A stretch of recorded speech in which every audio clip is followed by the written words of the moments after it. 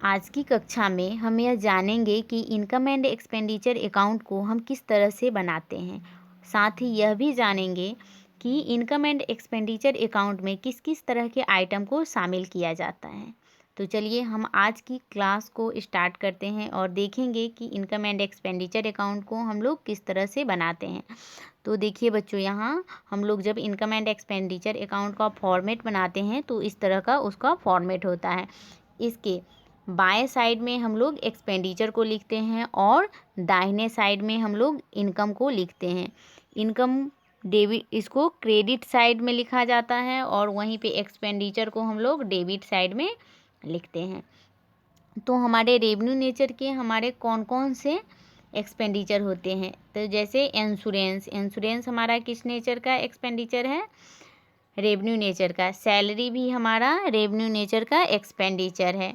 Repairs, ये भी हमारा रेवेन्यू नेचर का एक्सपेंडिचर है। और उसके आगे हम देखेंगे कि जो हमारा डिप्रिसिएशन है, जो कि नॉन कैश आइटम है।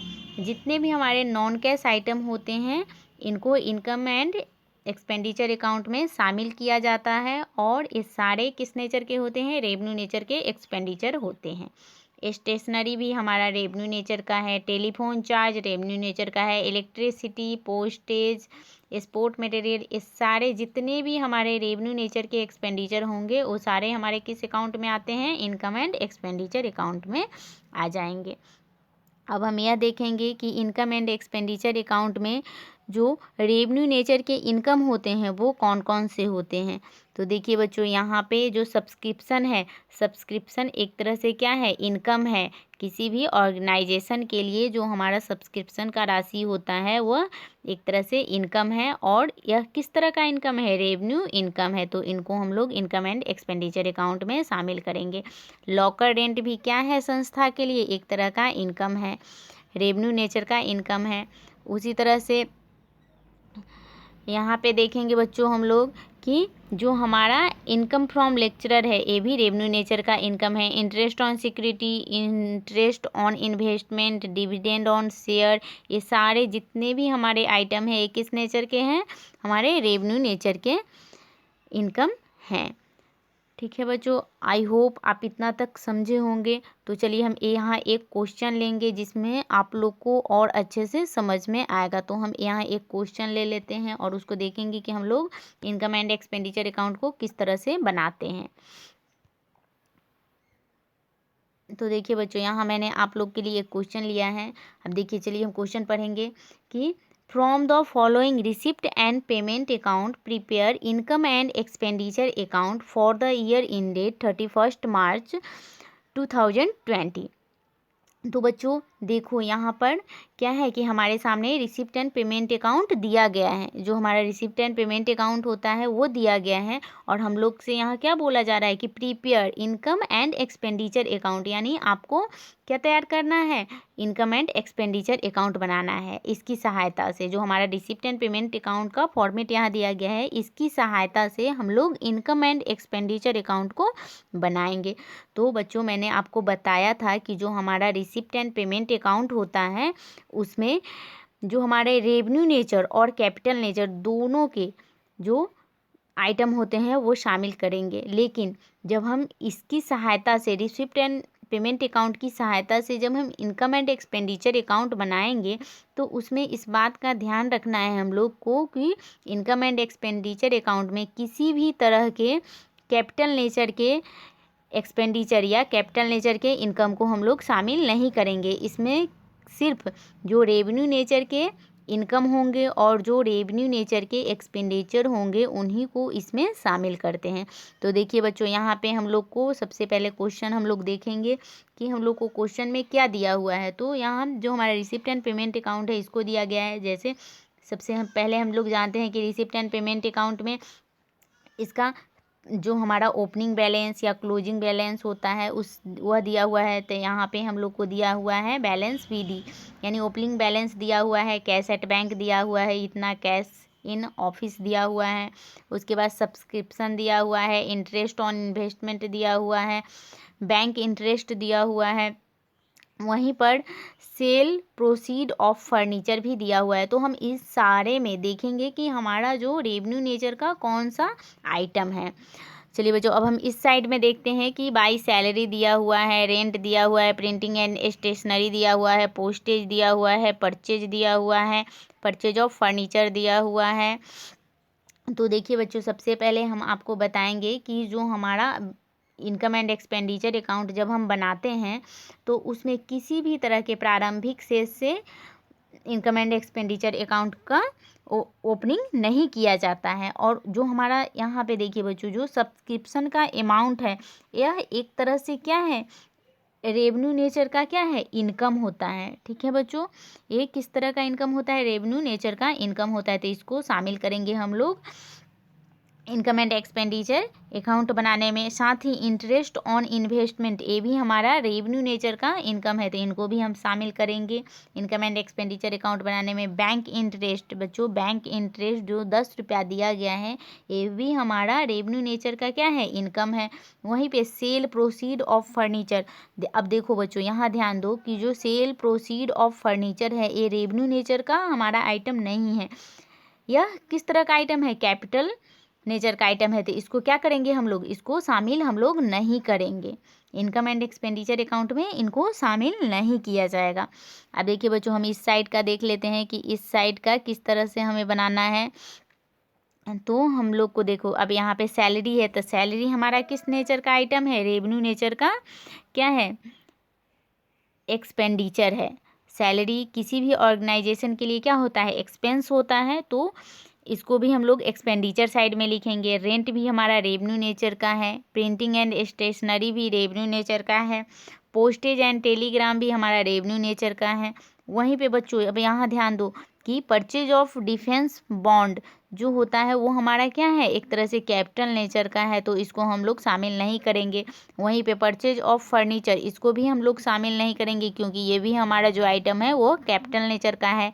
और साथ ही जो हमारा नीचे बाई बैलेंस करके जो दिया हुआ है amount, cash in office, cash at bank, इसको भी हम लोग क्या करेंगे, इसको भी हम लोग शामिल नहीं करेंगे क्योंकि जैसा कि मैंने आपको बताया है कि इनकम एंड एक्सपेंडिचर अकाउंट में किसी भी तरह के ओपनिंग या क्लोजिंग बैलेंस को नहीं लिया जाता है। आई होप बच्चों आप लोग इतना तक समझ गए होंगे। अब आप लोग यहाँ पे जो यह क्वेश्चन दिया गया है इसको खुद से सॉल्व करेंगे और देखेंगे कि जितना यहाँ पे सॉल्यूशन में आंसर आ रहा है उतना आपका आ रहा है या नहीं। तो चलिए हम लोग आगे देखेंगे कि इसका सॉल्यूशन किस तरह से बनाएंगे।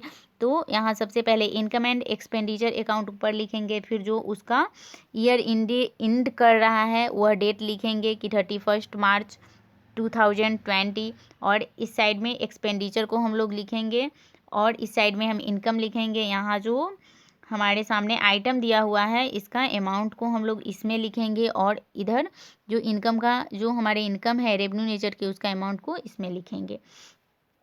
अब देखिए बच्चों, जो एक्सपेंडिचर साइड है उसमें जो हमारे रेवेन्यू नेचर के जितने भी एक्सपेंडिचर है इसको लिखेंगे। जैसे हम लोग का सैलरी कितना था, 3500 रुपया था, तो उसको ले लेंगे। रेंट कितना है तो इसको 2 करके लिखेंगे, रेंट हम लोग का कितना है, 600 है। प्रिंटिंग एंड स्टेशनरी कितना था, 145 रुपया था। पोस्टेज कितना था, 25 रुपया था।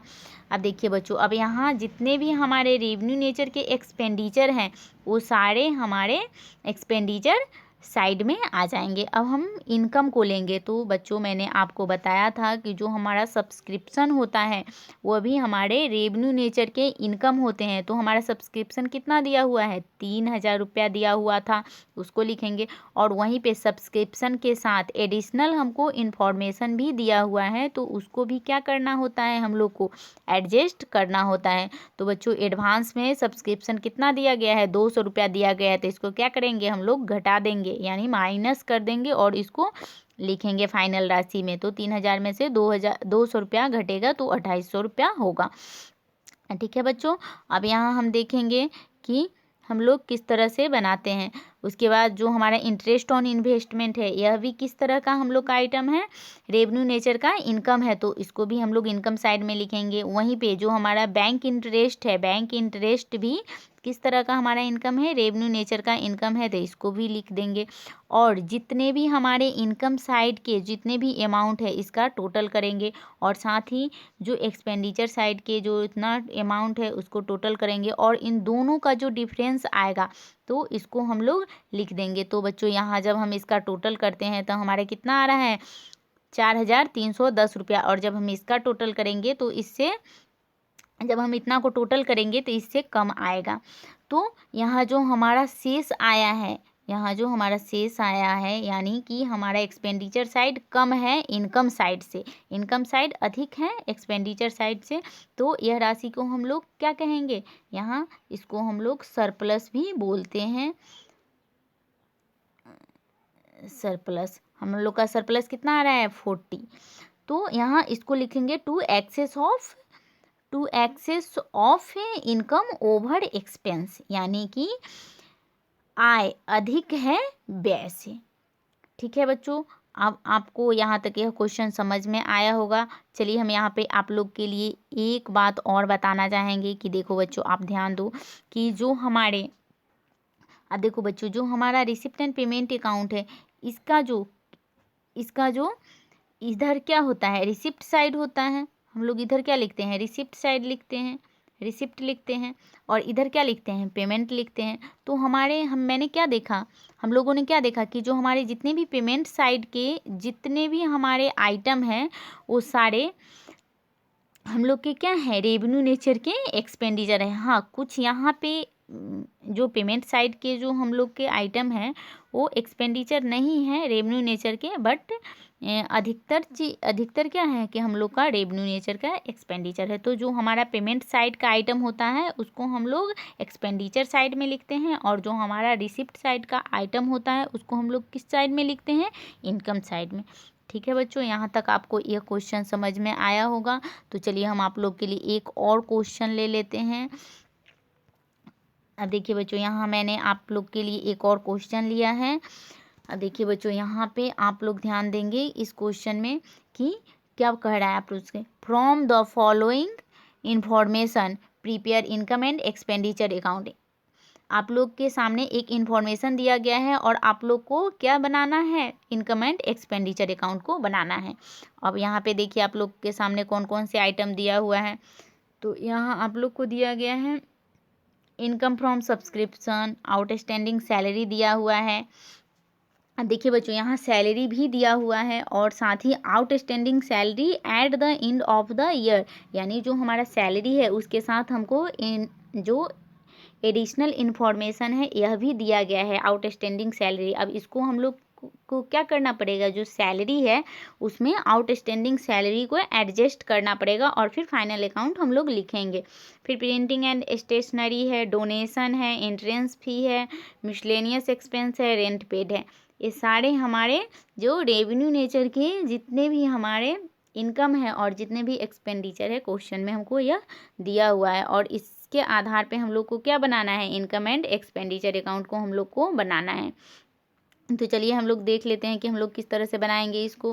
तो सैलरी जो कि 28,000 रुपया दिया हुआ है उसको लेंगे, और जो हमारा आउटस्टैंडिंग एट द एंड है, यानी जो हमारा आउटस्टैंडिंग वर्ष के अंत का दिया हुआ है 5,000 रुपया, इसको क्या करेंगे, जोड़ देंगे और टोटल अमाउंट को लिखेंगे। तो 28,000 और 5,000 को जोड़ेंगे तो 33,000 रुपया आ जाएगा।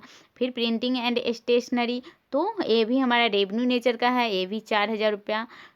ऑफिस एक्सपेंस 13,600 है, इसको भी लिखेंगे। फिर मिसलेनियस एक्सपेंस है 4,000, इसको भी लिखेंगे। रेंट पेड है 20,000, इसको भी लिखेंगे, क्योंकि ये सारे हमारे किस नेचर के आइटम हैं, रेवेन्यू नेचर के आइटम हैं। अब देखो बच्चों, अब साथ ही हम यहाँ देखेंगे कि जो हमारा सब्सक्रिप्शन है, सब्सक्रिप्शन क्या है, किसी भी ऑर्गेनाइजेशन के लिए जो सब्सक्रिप्शन होता है यानी जो चंदा होता है वो एक तरह का इनकम होता है, और किस नेचर का इनकम है, रेवेन्यू नेचर का इनकम है। तो इसको हम लोग लिखेंगे इनकम साइड में। साथ ही जो हमारा इंट्रेंस फी है, इंट्रेंस फी भी हमारे ऑर्गेनाइजेशन के लिए या संस्था के लिए इनकम होता है, तो ये भी किस नेचर का इनकम है, रेवेन्यू नेचर का, तो इसको भी हम लोग इनकम साइड में लिखेंगे। वहीं जो डोनेशन रिसीव्ड हुआ है ये भी किस नेचर का इनकम है, तो रेवेन्यू नेचर का इनकम है, इनको भी लिखेंगे। अब देखिए बच्चों, अब यहाँ इसका टोटल हम लोग कर लेंगे। तो टोटल हम लोगों ने किया है तो कितना आया है, 28,000 रुपया हम लोग का आ रहा है। और साथ ही जब हम यहाँ तक इसका इन पाँचों का हम लोग ऐड करेंगे तो जो अमाउंट आएगा वो जो इनकम साइड है उससे कम आएगा। तो हमारा बैलेंस इस साइड में इतना करके करेंगे तो हम लोग का दोनों तरफ का टोटल बराबर होगा। तो इसको हम लोग, जैसा कि मैंने इससे पहले वाले क्वेश्चन में भी आप लोग को बताया था कि जब इधर हम लोग का शेष आता है तो हम लोग क्या लिखते हैं, जब हम लोग का एक्सपेंडिचर साइड में जब हमारा शेष निकलता है तो इसको सरप्लस करके लिखते हैं। और इसको किस नाम से लिखते हैं, excess of income over expenditure, यानी हमारा इनकम अधिक है एक्सपेंडिचर से। ठीक है बच्चों, आपको इतना समझ में आया होगा और आप अपने बुक से और भी जो जितने सारे क्वेश्चन दिए हुए हैं वो सारे क्वेश्चन आप बनाइए खुद से। ठीक है, आई होप मैंने समझाया है आप लोग को अच्छे से समझ में आया होगा। तो अब हम मिलेंगे नेक्स्ट वीडियो में, तब तक आप लोग अपने बुक से जो क्वेश्चन दिया हुआ है उसको सॉल्व कीजिए और उसको अच्छे से बनाइए। ठीक है बच्चों, अब हम मिलते हैं नेक्स्ट वीडियो में, तब तक पढ़ते रहिए आप लोग। Thank you.